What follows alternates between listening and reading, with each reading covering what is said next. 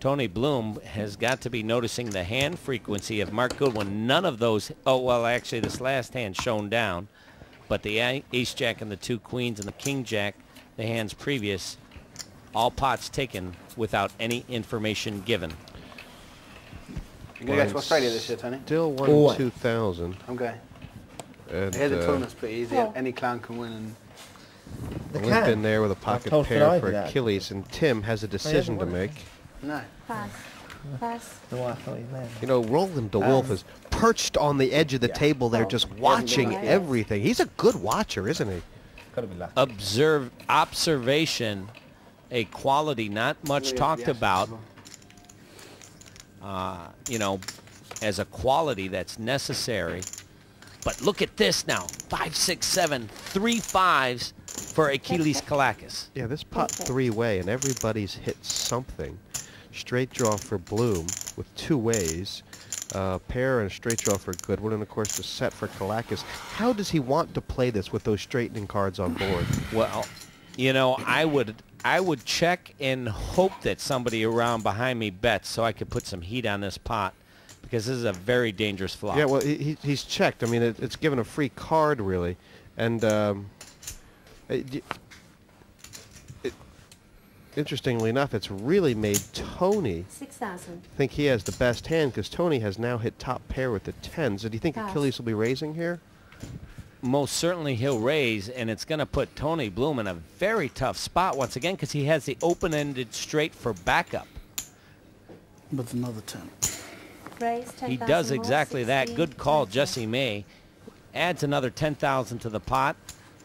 Yeah. I expect Tony Bloom to call here and try and improve his hand to the straight. Well, he'll know. He'd be pretty sure that a 4 or 9 was winning, but would he? I mean, is there any way he thinks that Achilles might have a straight? Or does he think Achilles might have a bigger 10, or? It's hard to say. That board is very complicated, and it's tough to work out. He could have any number of hands, and that's why Tony Bloom is just called. Achilles playing a dangerous game here as well, but he survived. That there's no more straightening cards. There's no flushing cards. Check. Achilles probably looking to make a value bet between 10 and 20,000, I would imagine. And 15,000. Between 10 and 20, he cuts the middle right down. 15,000. Nice bet by Achilles Kalakis. If Tony Bloom lays this one down... Well, what should Tony be thinking, especially based on the check on the flop? He should be thinking, what can I beat at this point? You know, does he have a busted straight draw? I can beat 7-8, 4-5. You know, my 10 is not a very good kicker. Very tempting. This is like walking in a candy store and seeing chocolate and having your mouth salivate.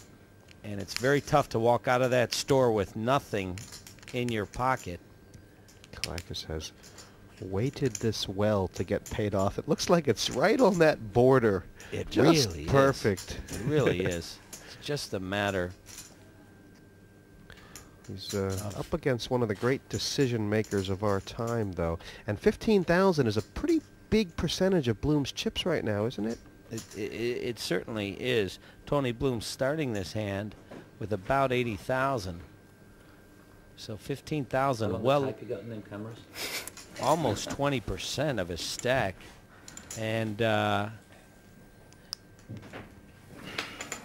he values every chip, but this is just a great laydown by Tony Bloom once again. Folded, and I got news for you. He wants to know, but not bad enough to risk 15,000. And Kalakis takes the pot, but with that crafty smile, you know, he can run circles around people if he gets the cards and they let him at it. It's been fast, furious, and between Mark Goodwin and Achilles Kalakis, they're neck and neck. Absolutely. Mark Goodwin, you know, right at the last few hands there has just shot out in front. 120,000, won 4 hands in a row. You had a heat there? Anyone in your heat? I was such a great hit I had. We've played 20 hands here first John level, Gavin, and we're I think. still Pass. 1 in 2,000. Well, as you said, Jesse May, these players, professionals, they play very fast. They know the standard plays. We're starting to see a little deviation from Raise to standard 6,000 play total. Pass. up to this point, but for the most part, it has been pretty standard. This is standard. Roland DeWolf bringing in a raise with the 2 jacks. Tony Bloom in another tough spot with ace-king. Seems like there's always somebody in the heat box. Raise all eight. And in this tournament, it's been Pass. Tony Bloom, and he doesn't want any more decisions. He The says, "I have bet ace was king." only 6,000, and Bloom has come over the top for 54 more. Right, and very aggressively, too. He did it very quickly, almost reverse psychology, as if to say, let's gamble, which is going to send the message to the much pro, better hand Roland than you DeWolf, Much better. that I have a much Sure, bigger Wolf hand is than a I'm big hand. indicating.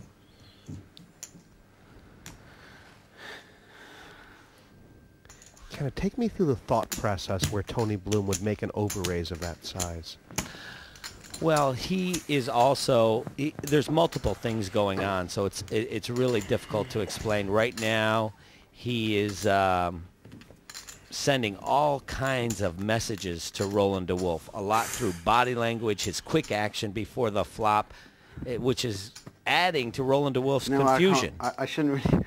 I possibly could gamble with you, but if you had aces, it would be like too good a move that you pulled on me. I'd be too gutted to have been outplayed so badly. Aces? What are they? Oh, I don't Roland think you do have DeWolf. aces. I think you've probably got ace king, but How about that read? How about that read by Roland DeWolf? Right back at you. Tony Bloom, he can read the cards when they're face down as well and not wanting to take the gamble. That was great stuff, I think, by both players. I can never go a level without winning a pot. That. a must win a pot hand. But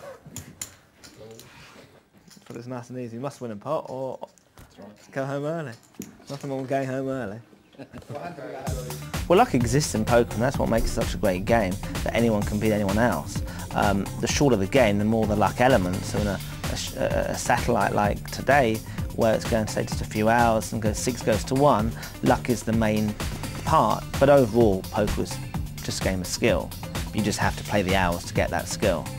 2 things you don't often see in one hand. One of them, a 10 times the bet overraise all in. And another one, someone like Roland DeWolf calling out what Tony Bloom had, having it beat and still folding. Right. You know, well, a top-notch pro can fold the best hand.